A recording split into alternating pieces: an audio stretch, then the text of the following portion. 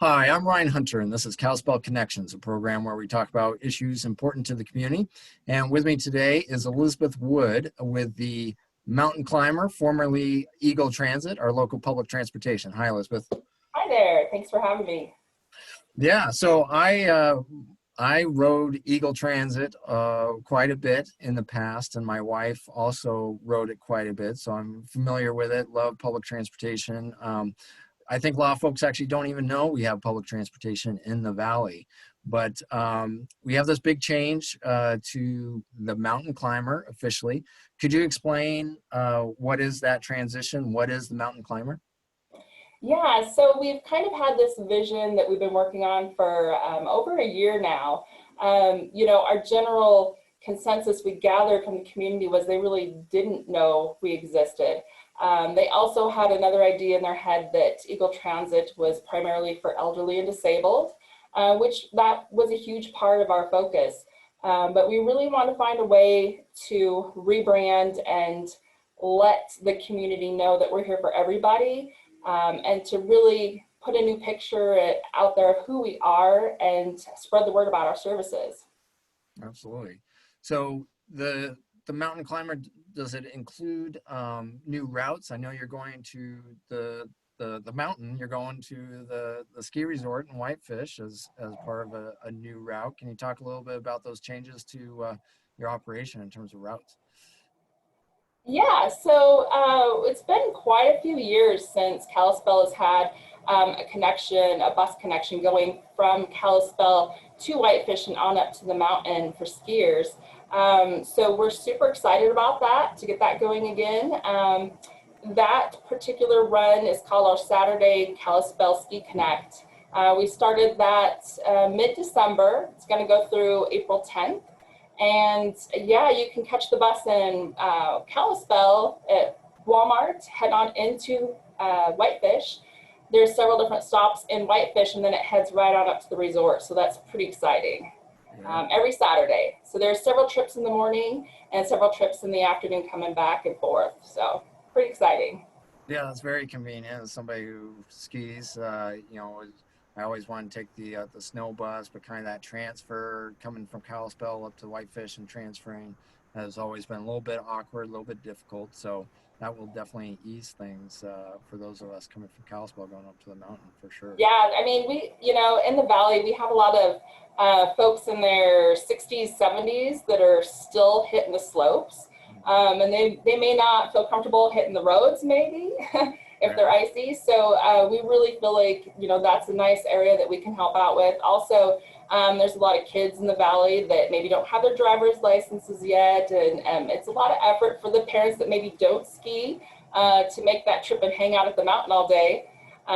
So we're hoping to help that little niche there as well as folks that just want to save money on gas. So Absolutely. And so when myself and my wife took Eagle Transit as commuters between Whitefish and Kalispell.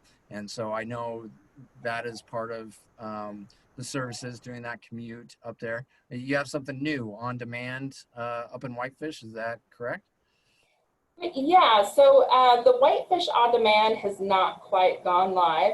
We do, as you mentioned, have the commuter that is going back and forth. We reintroduced this commuter.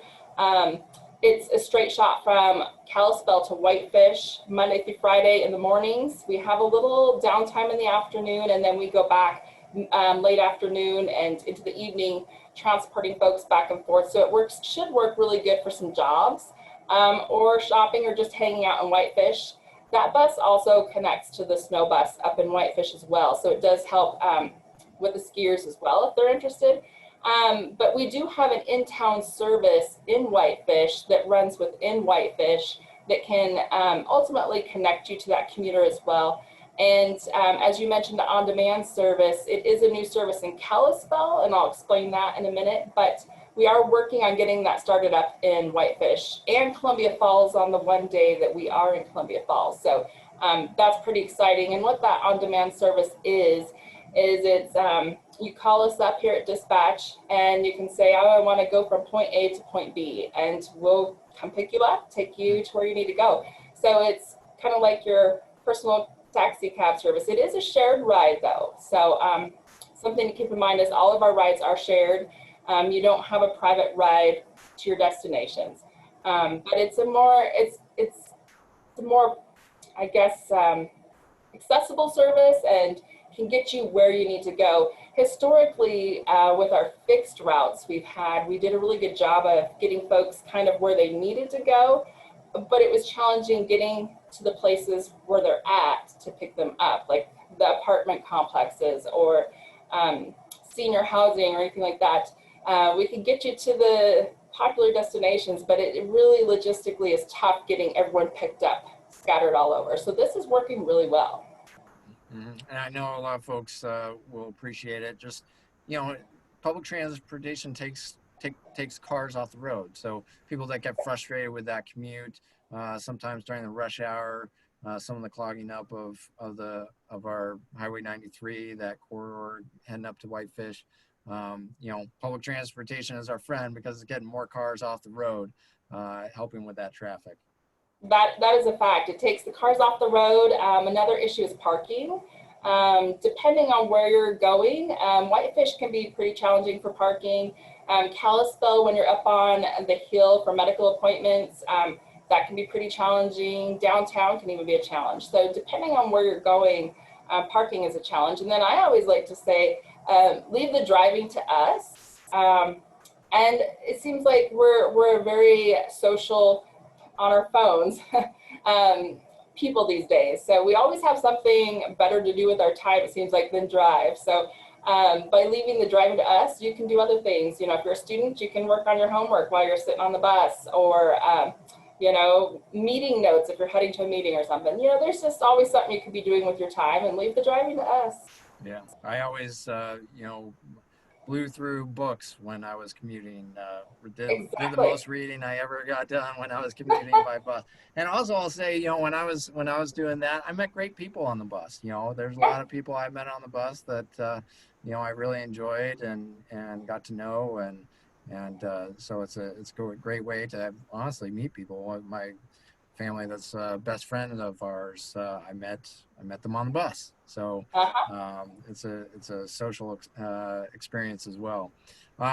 So another aspect that I understand will be coming soon, and I don't want to, you know, blow the lid off this, but to extent you can speak about a new phone app for the bus system.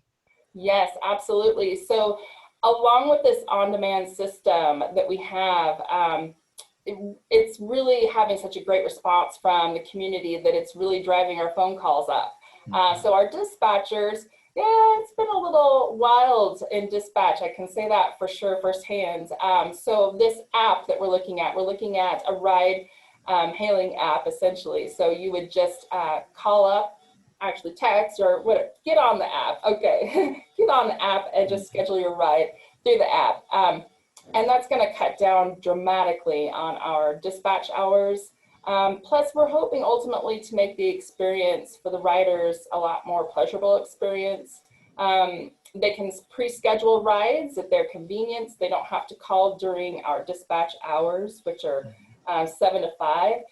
They can schedule at any time during the day. They can schedule weeks in advance, days in advance, or in the moment. So it's going to be pretty awesome.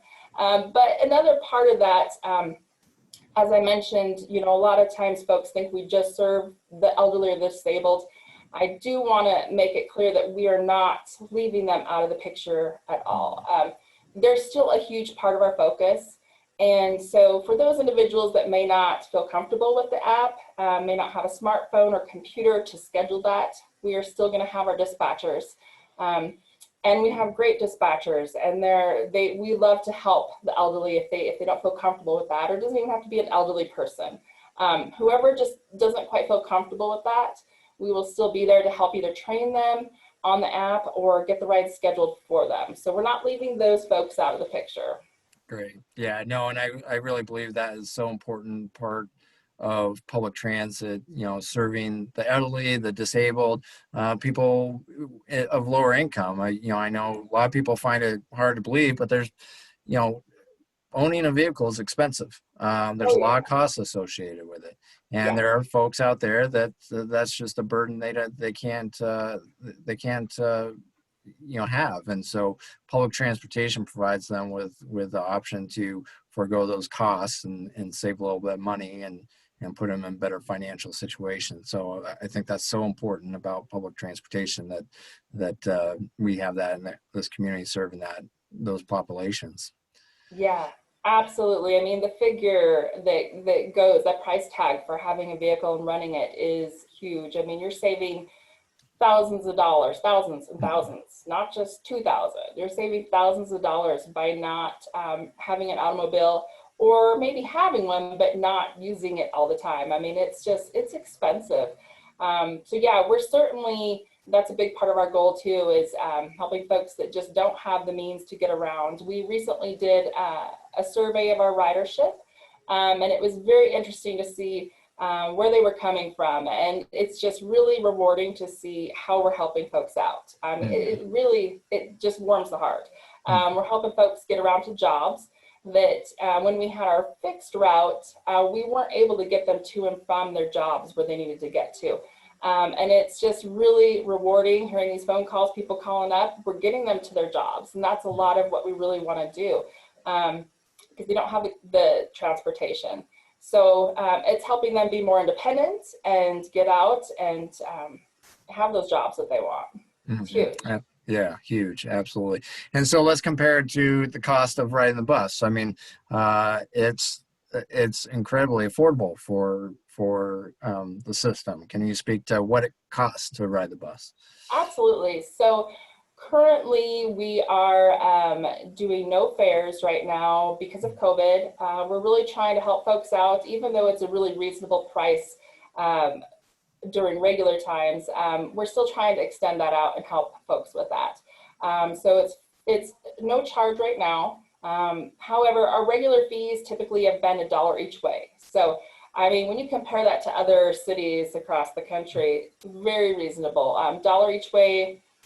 We typically have monthly passes where you could purchase an unlimited pass. So for $25 is what we used to have. We're kind of reevaluating what we're going to do going forward once we get this app. We're not really certain, what we're going to charge, or if we're going to charge. It's just, it's up in the air, but very reasonable. So for right now, going to and from Kalispell to Whitefish, that's typically a $1 trip. I mean, come on. Yeah, you yeah. can't even, you can't even buy a half a tank of gas for that. So super reasonable pricing. So, once we decide on these fares, I guarantee you they're going to still be so reasonable. And you just can't beat it, honestly. Yeah, in my commute, absolutely. You did the math, and it was a huge savings Yeah, financially. So, yeah. and so a question for that on I know with more rural public transit, it's sometimes difficult to make that financially pencil out to make it viable. And so I'm curious, your thoughts on that of public transportation in a more rural environment and making it financially fiscally viable. I know part of it is density. The more density you have, the more people are near a stop, or you don't have to go as far to go pick somebody up, and so that can help. And hopefully we grow more compactly in our communities to help with that process. But could you speak to that of kind of making it work financially? Yeah, absolutely. Such a great point there. Logistically, in the valley, it is a challenge.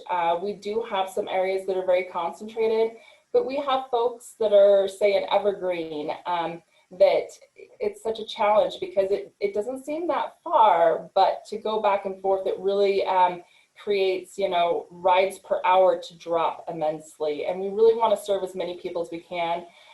So we're constantly looking at areas like that, or Columbia Falls, for ways that we can actually service them efficiently. And we've tried in the past different things that didn't really work. We still didn't get the ridership.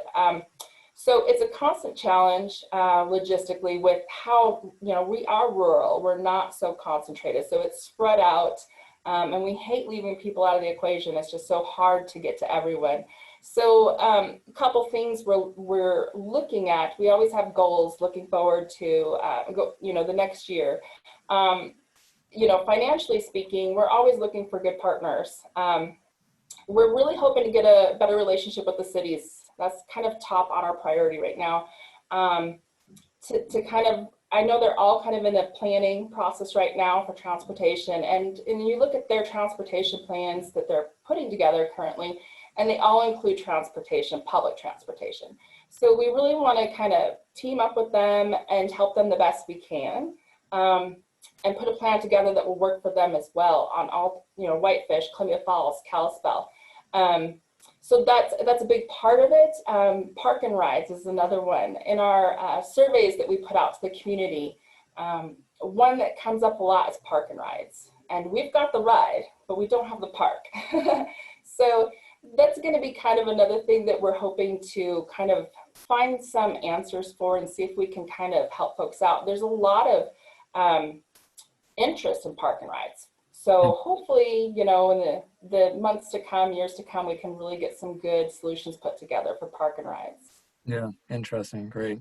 Yeah. And so, folks that are interested in learning more about the routes, the times, and where to call for the on-demand, is it, you have a website that people can use access to get that information, or email, or? We do.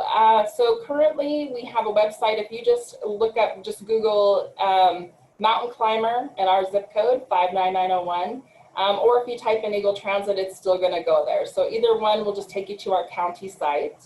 And then you can access all of our routes and schedules on there.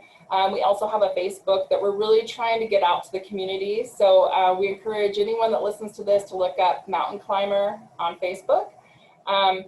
And all of our routes are on there as well, and maybe updates and interesting information and stuff. So really kind of check us out there. You're always welcome to call Eagle Transit Mountain Climber anytime here at Dispatch, and we're happy to answer questions as well on schedules and stuff.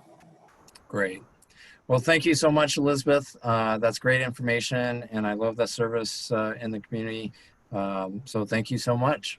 Yeah, I thank you for the opportunity to help us get the word out there. Just one last thing, Yeah.